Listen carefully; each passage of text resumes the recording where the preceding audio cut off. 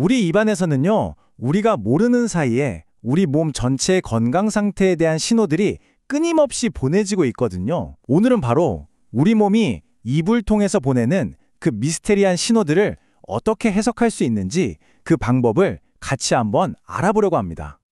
여러분도 잇몸이 뜬금없이 붓거나 갑자기 이가 찌릿하고 아파서 이게 뭐지? 하고 놀라신 적 분명 있으실 거예요. 바로 이 익숙한 경험이 오늘 우리가 파헤쳐볼 첫 번째 미스터리, 바로 염증의 세계로 들어가는 문입니다. 우리가 보통 염증이라고 하면 뭔가 나쁜 거, 병 이렇게만 생각하기 쉬운데요. 사실은 좀 더 다릅니다. 오히려 문제가 생긴 곳으로 가장 먼저 빛의 속도로 달려가는 우리 몸의 최정의 응급 구조대라고 생각하는 게 더 정확해요.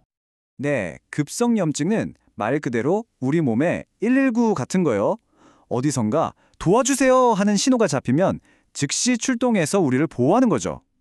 그리고 이 응급구조대는 현장에 도착하면 항상 5가지의 아주 특징적인 흔적을 남기는데요.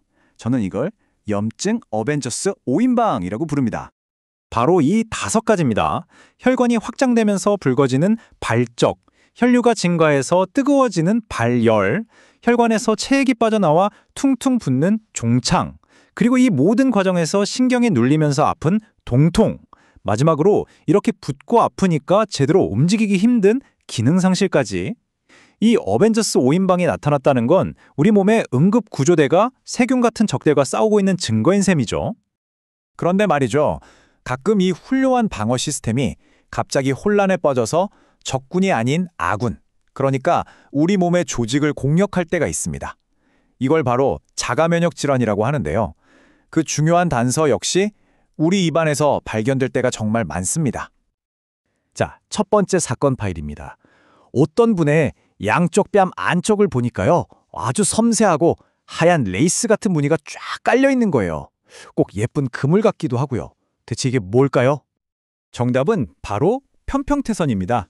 이 레이스 무늬의 정체는 사실 우리 면역세포가 점막을 공격해서 남긴 흔적이에요. 참 아이러니하죠. 겉보기엔 아름다운 무늬 같은데 사실은 우리 몸이 보내는 구조 신호라는 거.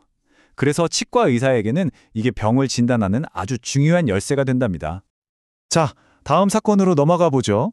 이번엔 우리 몸의 수도꼭지가 고장난 사건입니다. 눈이 늘 뻑뻑하고 입이 바싹바싹 말라서 마른 과자 같은 건 물 없이는 도저히 삼킬 수가 없다고 해요. 도대체 몸 안의 수분 공급 시스템에 무슨 일이 벌어진 걸까요? 네, 바로 쇼그렌 증후군입니다. 이것도 자가면역 질환의 일종인데요. 우리 면역계가 멀쩡한 눈물샘이랑 침샘을 적으로 오인해서 공격하는 바람에 말 그대로 우리 몸의 눈물과 침이라는 수도꼭지가 꽉 잠겨버리는 거죠. 정말 괴로운 경입니다. 좋습니다. 자, 이제 좀 더 스케일을 줄여서 현미경으로 들여다보듯이 치아 단 하나, 그 안에서 벌어지는 치열한 생존투쟁을 한번 들여다보겠습니다. 모든 건 충치가 시작되면서부터입니다. 치통에도 단계가 있다는 거 아세요?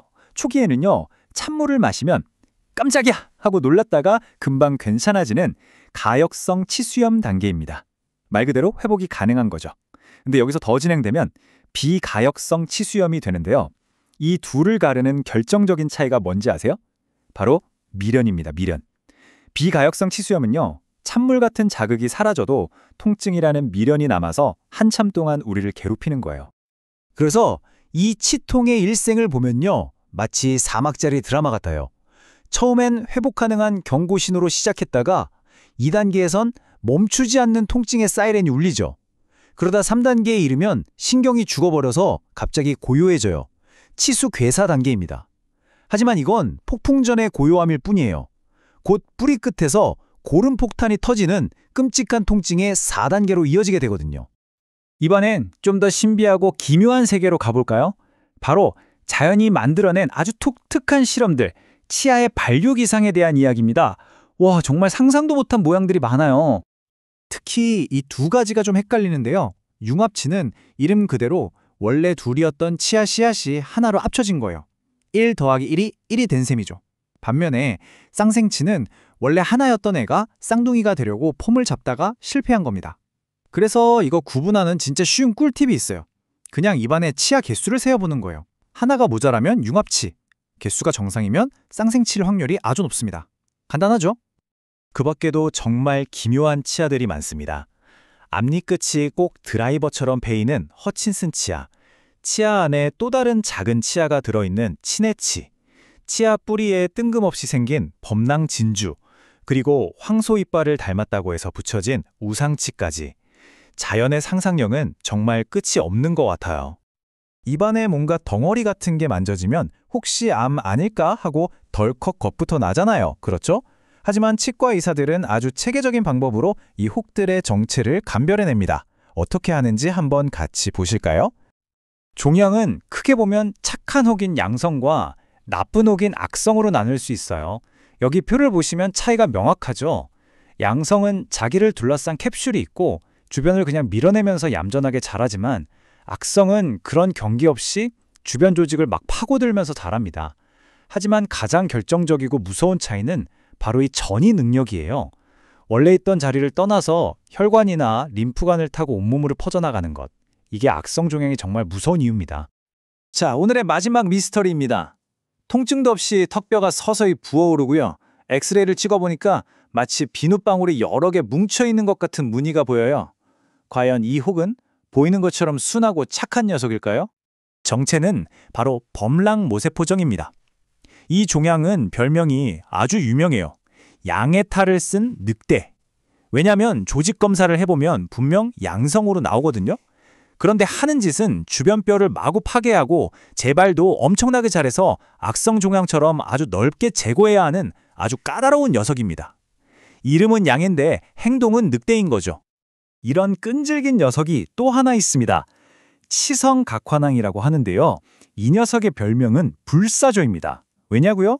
수술로 깨끗하게 제거했다고 생각해도 믿을 수 없을 만큼 높은 확률로 그 자리에서 다시 살아나서 우리를 괴롭히기 때문이죠. 정말 끈질긴 생명력을 가졌어요.